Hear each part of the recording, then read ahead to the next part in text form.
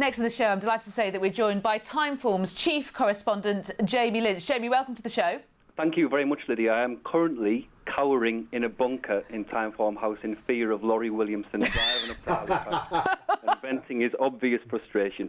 We've obviously had dealings with Laurie. He's sent us emails and a lot more than what you've got. And it comes to the point where I'm afraid you just have to say, let's agree to disagree, because we're not going to get anywhere here. There's something we'll touch upon later, but in terms of greatness, that is a different judgment to what a rating does. So, yeah, with no doubt we'll hear more from Laurie after my little segment. Well, it's funny you should say that, Jamie, because I've got an email from Laurie here, which says, Lydia, a question for Jamie Lynch about Frankel. So you preempted it. You knew he was after you. I'm well aware of Laurie's movement at all times. I've got a tracker on him at all times, just in case. He wants to know about how you can rate Frankel 147 and Brigadier Gerard 144. Tom Essex on Twitter says that I feel that Laurie will be waiting for Steve Mellish in the car park. Shall we talk about... worse offers. Well, I don't know. Jamie, should we talk about the raw numbers first of all? Because lots of people have seen the BHA number put against Frankel for his best performance, 140, and Timeform have him on 147. First of all, can we talk about why those numbers are arrived at, about different numbers are arrived at, given the same, basic comparable rating scale? Yeah, and absolutely, this is a key point regards our rating compared to the BHA's. And what we're actually not saying here is that Frankel is a £7 better horse than the BHA rating, because Dominic Gardner-Hill was absolutely right when he said that there is a difference in levels. But I was slightly surprised to hear him say that it was us who were rising our levels rather than the BHA actually slipping in terms of their ratings, because it is in direct contravention to what he said in a handicapper's blog back in May. And also, I'm afraid he rather shot himself in the foot later in the interview when he did admit again that Dancing Brave's rating wasn't directly comparable to Frankel's from nowadays. And there is irrefutable evidence to show that, in actual fact, the thoroughbred rankings incorporating the BHA ratings have slipped by the best part of £4 or £5, certainly since Dancing Brave's times. The Well Thoroughbred rankings in 1986, they included 20 horses rated 125 or higher. And last year, there was just 9. And actually 4 of those 9 were in jurisdictions that weren't actually covered in 1986. So pretty strong evidence there to support that actually we're the ones who are staying the same. And the BHA perhaps need to get their own house and processes in order before they start accusing us of getting a bit carried away, shall we say. How can you be so confident that your methodology now compares to when Timeform first started? Because, time does move on. You've got extra facilities at your fingertips that you can bring to bear in terms of your analysis of horses compared to earlier days. Yeah, absolutely, yeah. And the one key issue is that the Timeform principles of handicapping and the methodology involved in handicapping has stayed the same throughout our 64-year history, and that puts us in good position, probably best position, to judge one generation against another, which is what you need to do when a horse like Frankel comes along who's so far ahead of his contemporaries that the only way to assess him in historical terms is in historical terms by judging him against Seabird, Brigadier Gerard, Dancing Brave. And what we are saying is that we are very confident in our ability to do ratings. That's what we do. We are excel in rating racehorses. And we know, and we're fairly confident, that Frankel does deserve his top billing, looking down on every other horse who's raced in Timeform's history. How about the suggestion that you're a commercial organisation? It's kind of in your interest to come up with a big number for Frankel. Yeah, I'm not exactly... Well, obviously I'm not at all sure I agree with that, because basically, we're performing the same function, the BHA and Timeform. We're assessing horses. The fact that someone pays for our information and the BHA is obviously the official one, that is neither here nor there, actually, I would say. And it doesn't make it any less valid because we do a different job when perhaps inform different people. And in fact, our validity is strengthened by our history and the fact that we've been doing this for over 60 years, whereas the BHA have been doing it for more like 20 years, and in that time they are admitting that the levels aren't exactly right. So I think that we are certainly pretty confident regards Frankel's rating. When I referred to consumers earlier, I was also thinking about the fact that the figures that the BHA come up with are actually what horses race off. When you get on the continuum of their racings, horses are actually, that's the structure of British racing, and also international racing. That's what I was meaning about the consumer of that particular number compared to your consumer, people who are buying your ratings. Yeah, but that doesn't necessarily make it any different, the processes that go into doing a rating. And why should a handicapper in Hong Kong, say, have input into what the Derby winner ran to, what Frankel ran to, what any horse ran to? And it's that something we might come to again later. It's that subjectivity involved in handicapping by committee, which to some extent undermines the whole process of handicapping. The more objective you can keep it, the cleaner the analysis, and the more clinical the figure. I'm sure we'll touch on it later on in the show, but let's now discuss Frankel's key ratings from a Timeform perspective from the 2,000 guineas onwards. Yeah, so hopefully we'll see a list of the races that Frankel has run in and his Timeform ratings. Here we go, as if by magic. The 2,000 guineas, that was the real game changer, wasn't it? Because that when the question changed from is Frankel the best of his generation to is Frankel the best of all time? And his rating there in the guineas of 135 was, it's exceptional for even a guineas. And from there, barring Royal Ascot, which obviously had excuses for that. Number one probably was the slight misjudgment in tactics, something which has obviously been well-oiled and well-rehearsed since then. And also, I suppose you have to allow for Frankel being an immature horse at that stage. He was still embryonic, and he must have taken something out of him with that new marker performance, the way he went about it. There was almost a reckless element to it, wasn't there? Since then, he's obviously matured and gone from strength to strength. The Sussex Stakes, that was the first real challenge. That was when he went up against Canford Cliffs, and that was probably the last time that anyone thought, perhaps Frankel can get beat here. He was up against stiff competition in the shape of the older, wiser, more streetwise Canford Cliffs, and he dealt with him like he dealt with so many other horses. And then we came to the QE2, which is really where the substance started to be added to the style of Frankel's victory. He beat several Group 1 winners there. He did it by 4 lengths. Again, as with all of Frankel's performances virtually, as the pluses signify there, he's always looked to have a bit more in hand. We're almost taking a conservative view of these races, the way that Frankel is doing it. And this season, as I say, is history, going on from the Lock injury, in which he was probably only ever in third gear, wasn't he? Then we go on to the Queen Anne, which is obviously the landmark performance as far as Timeform is concerned. And when you were signing off that rating of 147 after the Queen Anne, was making him Timeform's all-time ratings topper, was that a difficult decision to come to? It actually wasn't, because obviously with that statement that you just said, we knew we were saying something momentous by saying that Frankel was the horse with the most ability that we have ever assessed. But using all the calculations that go into our process of handicapping, the fact that his figure of 147, which was pinpointed, that all made sense. And what Frankel does, and what you have to look for regards that 147, is, have you got confidence in that rating? And the fact is, this didn't come from out of the blue, did it? Frankel's previous performances, his previous record, the time figures he was putting in, all suggested that this was a true representation and a fair representation of what Frankel was about. And therefore, although there was that discussion, because we knew what we were saying, it didn't take that long.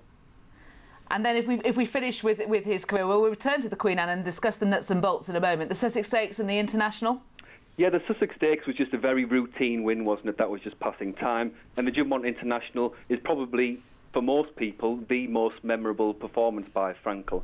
It proved something new in terms of his distance, his range. It also proved yet again, when he beat different Group 1 horses, proven Group 1 horses, that Frankel really was the real deal. And you can see there that 143, it's actually £4 below what we felt he achieved at Royal Ascot.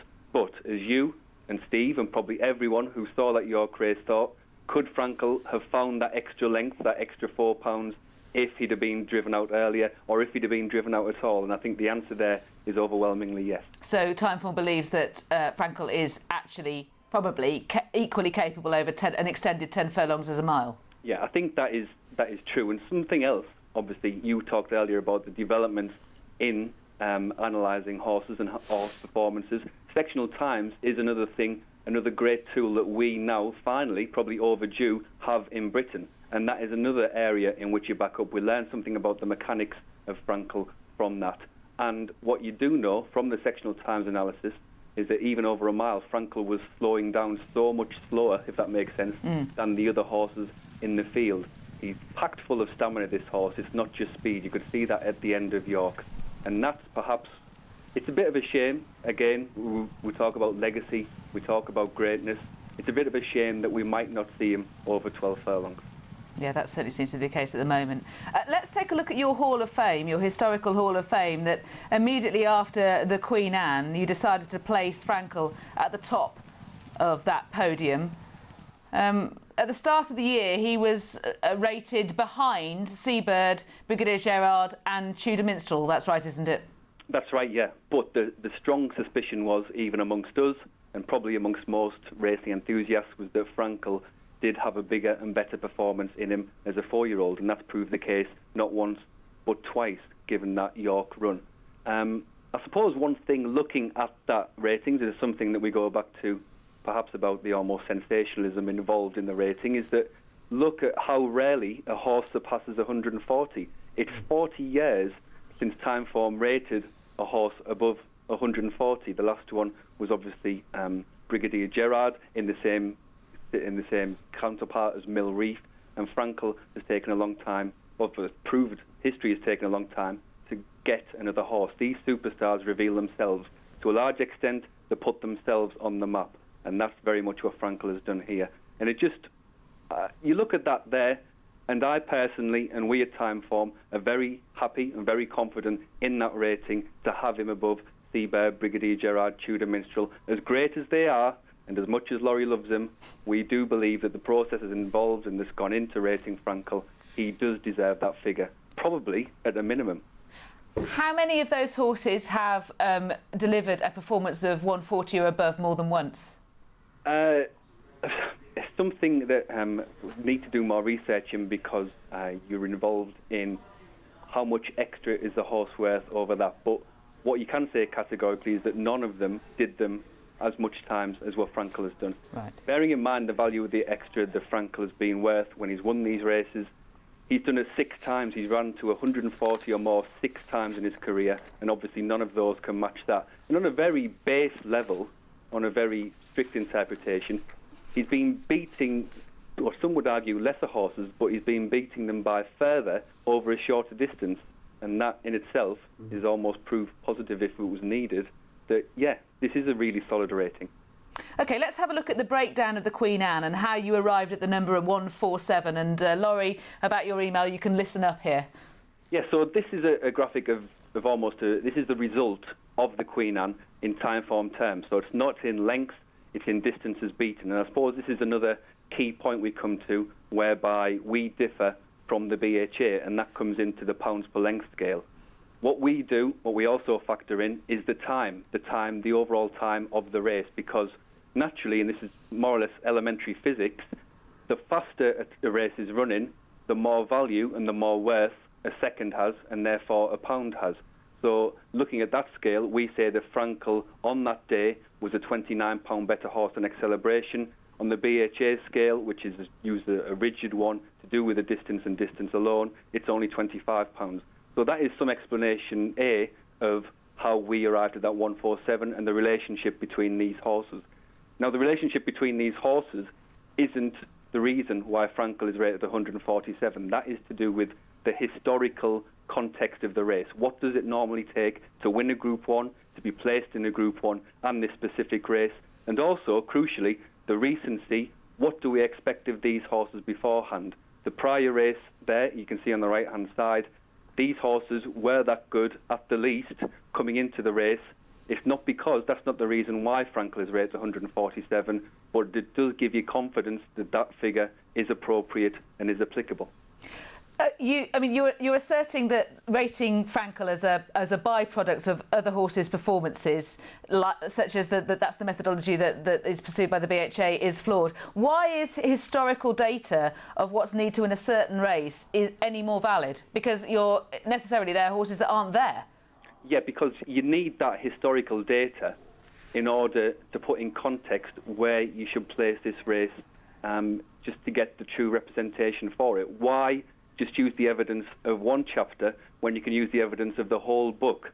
And that really is part of the reason why we feel confident that this race and this rating is absolutely right. And yeah, this idea of cherry-picking a horse, of finding a benchmark horse, we think that's flawed primarily because if you're off with that one horse, then you're off with the whole race. The margin of error is too big, and it's a dangerous way of going about handicapping races. I suppose one of the first things we learn at Timeform is let the race tell you about the horses. Don't let the horses put in the race where the race should be in general ratings terms. Well, let's talk about Frankel against the clock and where his performances on the clock fit into your assessment of him. Yeah, so the time figure, and this is not the rating, this is the time figure that we have as a useful tool. It goes into handicapping. It's just another guide and another pointer as to what the horse can do. Now, the time figure is purely the horse's performance against that clock. It's measured against the other races on that card, so the variables are right. And this is what Frankel has done. Now, there's two time figures to pick out there. Primarily the bottom one at York when he ran to 136, and then the other 136 on there is the 2,000 guineas at Newmarket. No horse this century has posted a rating of 136. That's a time performance. And just another pointer and another useful means by which to judge these horses is look at that second one down. This was Frankel's only his second ever race. He won by a wide margin. It was only a three-runner race. It was very, very difficult to quantify. And when we got that time figure back, when Frankel's performance against the clock in that race came back, that's the point at which we knew we were potentially dealing with something very special, because a time figure of 115 is pretty exceptional for a 2-year-old anyway. But to do that more or less on your own steam in just a three-runner race, that was when the alarm bells started going off at Timeform that we might just have a 140-plus horse in our hands. Now, we're running up against time in this little section, but maybe you could just touch upon the assertion that Frankel doesn't hold any course records and the idea that horses are getting quicker, it's been asserted by a number of our emailers, and getting trained. There are more methods to help in training these days, and so you can't compare Frankel with years back for that reason. Well, the course records themselves, to be honest, they are largely irrelevant because course records rely upon a very certain set of circumstances on what was that day, namely the ground, the weather, in particular the wind, and obviously Frankel's key performance, the Queen Anne. The course record holder for that distance at Ascot is actually Invisible Man. So for those people who almost hold it against Frankel that he doesn't have a course record, then that more or less tells you everyone would agree that Frankel is by far and away a much better horse than Invisible Man. And it just undermines the whole idea that course records are important when it comes to judging a horse. When it comes to times in general, yes, actually, history shows and time shows that the thoroughbred is very gradually speeding up. And also that counters the argument, almost to some extent, of, well, the horses in the 50s, the 60s, the 70s were better than those that Frankel is going up against now. Absolutely not, because the times themselves have been the one constant over the years.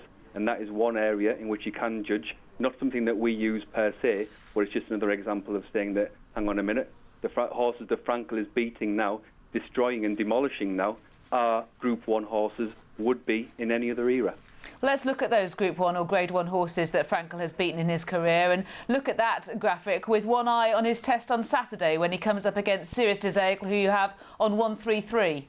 Yes, so Sirius des Aigles is 133, and you can see from that Frankel has already gone up against 3 horses who were rated at 133 in his life. Canford Cliffs obviously had that injury. Dream Ahead wasn't 133 when he went up against Frankel. And Celebration is actually the only horse who was run to near 133 in direct competition with Frankel. That came in the QE2 at Ascot at the end of last season. And that is actually one of the smaller winning margins by Frankel. That was only 144. So we look at this with a view to Saturday, and yes, Frankel does face a tough challenge, and the crucial thing is the ground, isn't it? Will the ground be a leveller? Will it bring Cirrus Eagles and Frankel closer together? Yeah, and Nathaniel as well. Thinking back to Nathaniel's debut against him, he's the horse that's pushed Frankel most. Yeah, and it was just in my mind that obviously it's almost taken as granted, especially after what Sir Henry Cecil has said, that this horse, Frankel, is going to act on the soft ground. But just thinking back to the two-year-old career and the respective merits of Nathaniel and Frankel at the end of the two-year-old career, principally that Nathaniel was a later maturing, slow-burning horse and actually ended his two-year-old career as a maiden, and Frankel was rated 125 by the end of his two-year-old career, you might have expected Frankel to deal with Nathaniel more comprehensively than he did that day at Newmarket. Now, obviously, it was the first race, it was the first day of school for both horses, and there are lots of other variables to put in there, but it's just in the back of your mind, would Frankel and should Frankel have dealt with Nathaniel better that day? If not, what was the reason? Well, you would naturally go towards the ground because that was the one time that Frankel has faced soft ground. Food for thought, Jamie. I wish we could talk more. It would be great to do so, but thank you very much for joining us this evening. Really great contribution. Thank you for the opportunity, Lydia. That was great.